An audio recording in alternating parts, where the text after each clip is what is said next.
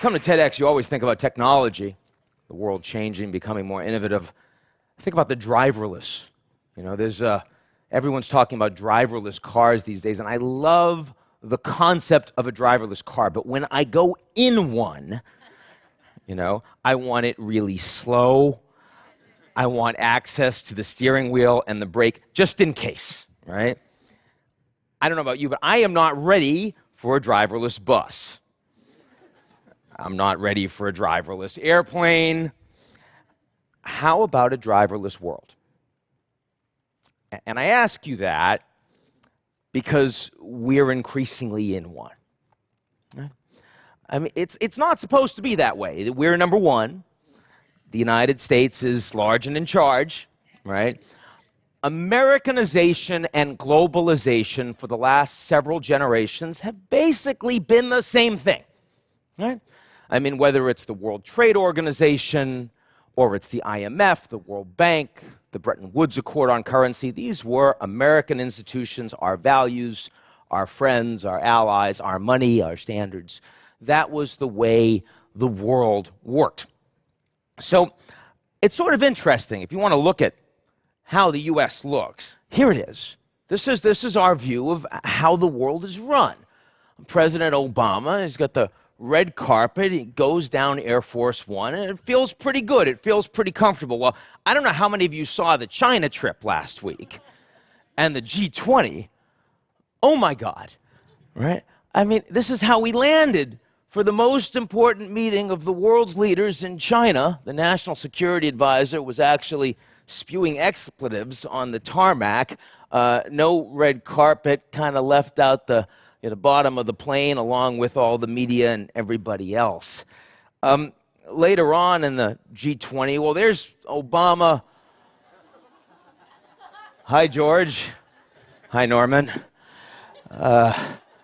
They look like they're about to get into a cage match, right? And they did. It was 90 minutes long, and they talked about Syria. That's what Putin wanted to talk about. He's increasingly calling the shots. He's the one willing to do stuff there. I mean, there's not a lot of mutual like or trust, but it's not as if the Americans are telling him what to do. Well, how about when the whole 20 are getting together? Then surely when the leaders are all on stage, then the Americans are pulling their weight. Uh-oh. Xi Jinping seems fine. Angela Merkel she always does that. Look at she always does that. But Putin's telling Turkish President Erdogan what to do, and Obama's like, what's going on over there? You see, and it's not, the problem is it's not a G20. The problem is it's a G0 world that we live in, a world order where there is no single country or alliance that can meet the challenges of global leadership. The G20 doesn't work. The G7, all of our friends, that's history. So globalization is continuing. Goods and services and people and capital are moving across borders faster and faster than ever before, but Americanization is not. So if I've convinced you of that, I want to do two things with the rest of this talk. I want to talk about the implications of that for the whole world. I'll go around it. And then I want to talk about what we think right here in the United States and in New York. So why? What are the implications? Why are we here?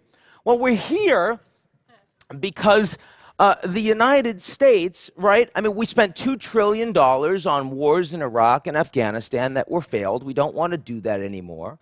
We have large numbers of middle and working classes that feel like they've not benefited from promises of globalization, so they don't want to see it particularly.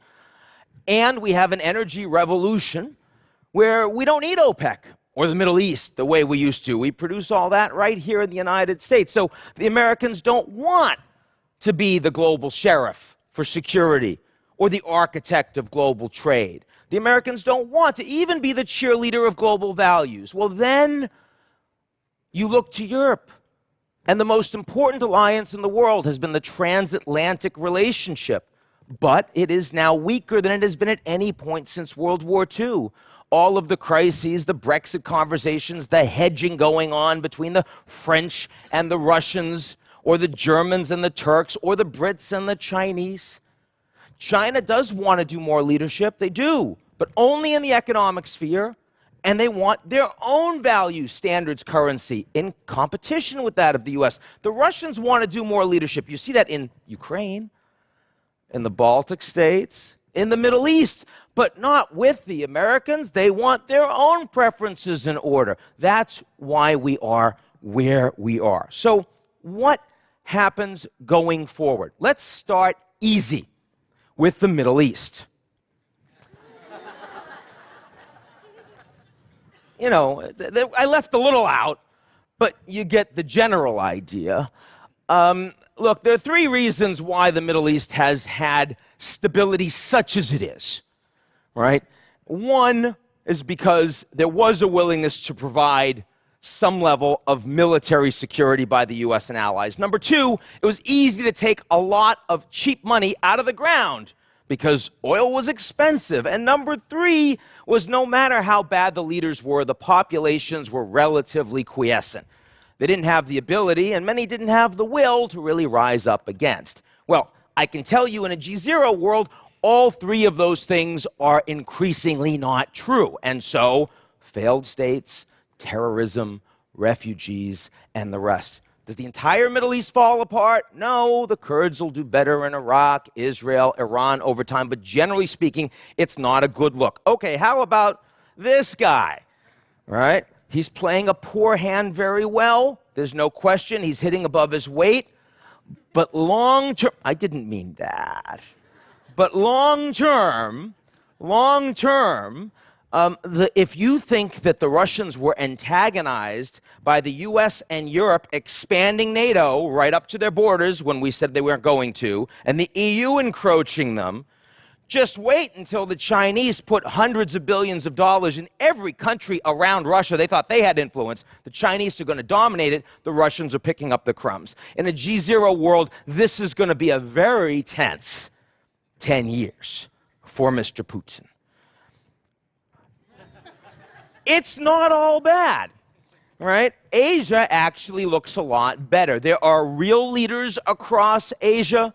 They have a lot of political stability. They're there for a while. Mr. Modi in India, Mr. Abe, who's probably about to get a third term written in the Liberal Democratic Party in Japan. Of course, Xi Jinping, who's consolidating enormous power, most powerful leader in China since Mao. Those are the three most important economies in Asia. Now, look, there are problems in Asia. We see the sparring over the South China Sea. We see that Kim Jong-un just in the last couple days tested yet another nuclear weapon, right? But the leaders in Asia do not feel the need to wave the flag, to go xenophobic, to actually allow escalation of the geopolitical and cross-border tensions. They want to focus on long-term economic stability and growth. And that's what they're actually doing. Let's turn to Europe. Europe does look a little scared in this environment. So much of what's happening in the Middle East is washing up, quite literally, onto European shores. You see Brexit, and you see the concerns of populism across all of the European states. Let me tell you that over the long term in a G0 world, European expansion will be seen to have gone too far. Europe went right up to Russia, went right down to the Middle East, and if the world were truly becoming more flat and more Americanized, that would be less of a problem. But in a G0 world, those countries nearest Russia and nearest the Middle East actually have different economic capabilities, different social stability, and different political preferences and systems than core Europe. So Europe was able to truly expand under the G7, but under the G0, Europe will get smaller. Core Europe around Germany and France and others will still work, be functional, stable, wealthy, integrated, but the periphery, countries like Greece and Turkey and others, will not look that good at all.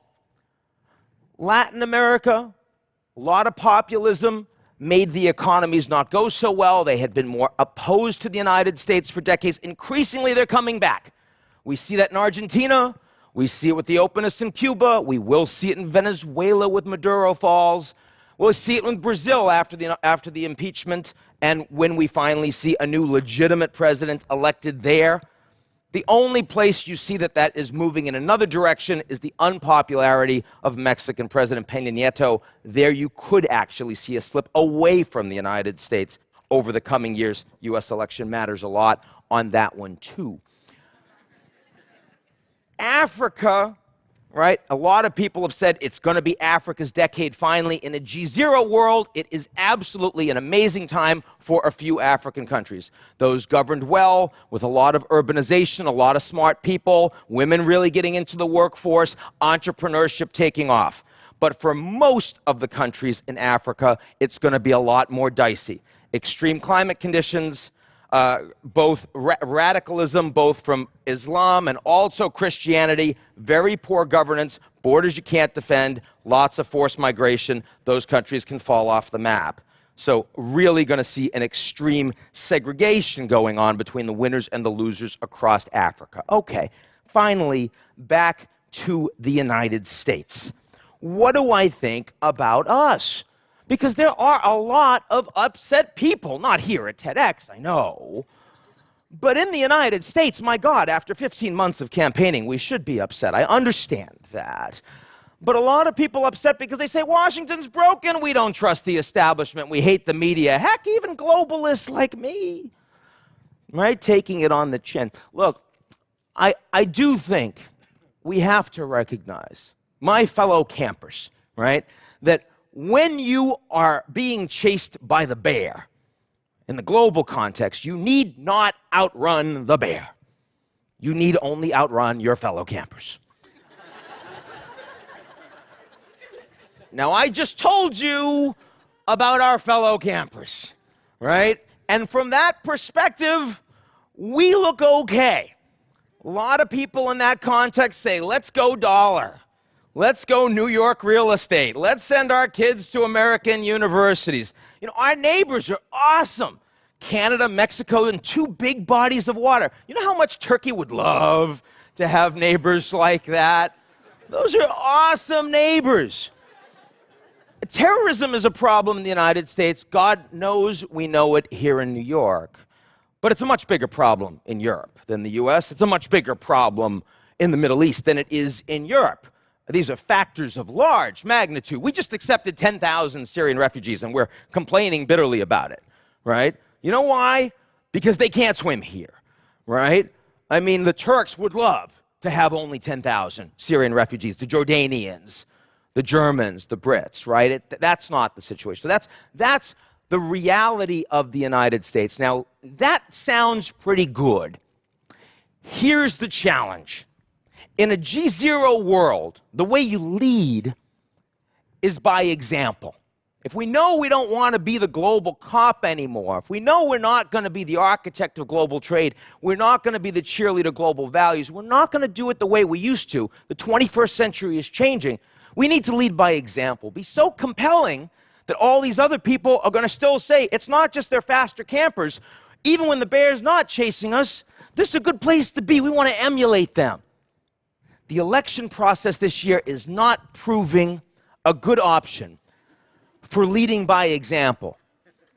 Hillary Clinton says it's going to be like the 90s. We can still be that cheerleader on values. We can still be the architect of global trade. We can still be the global sheriff. And Donald Trump wants to bring us back to the 30s.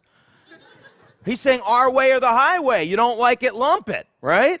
I mean, neither are recognizing a fundamental truth of the G0, which is that even though the U.S. is not in decline, it is getting objectively harder for the Americans to impose its will, even have great influence on the global order.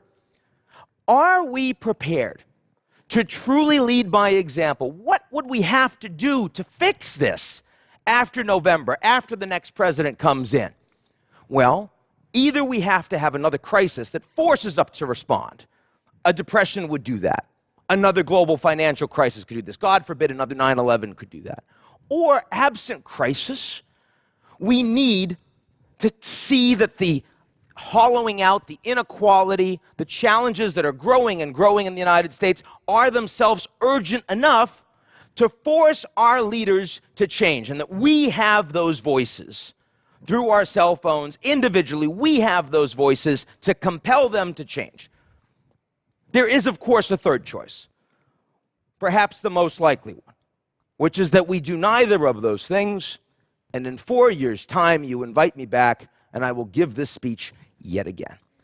Thank you very, very much.